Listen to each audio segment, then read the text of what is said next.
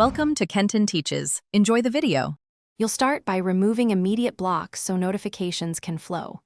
First, make sure the device has at least 20% battery and a stable network connection. This prevents background restrictions. Once connected, turn off Do Not Disturb and any battery saver or low power mode. These pause alerts.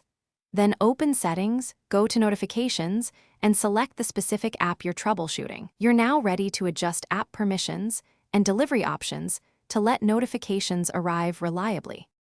Next, dive into app level and system settings so the service can push alerts.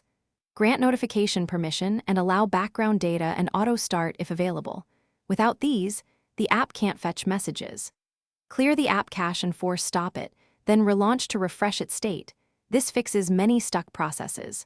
Also inspect notification channels or categories inside the app settings and mark critical channels as high priority so banners, sounds, and badges are allowed to surface promptly. Finish by applying system-level resets that resolve lingering issues. Reboot the device to restart background services, then send a test notification to confirm delivery. Make sure both the app and your operating system are up to date. Many notification bugs are fixed in updates.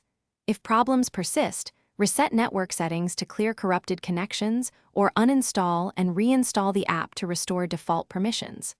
One troubleshooting tip: if reinstalling fails, check another device or account to isolate app versus account problems.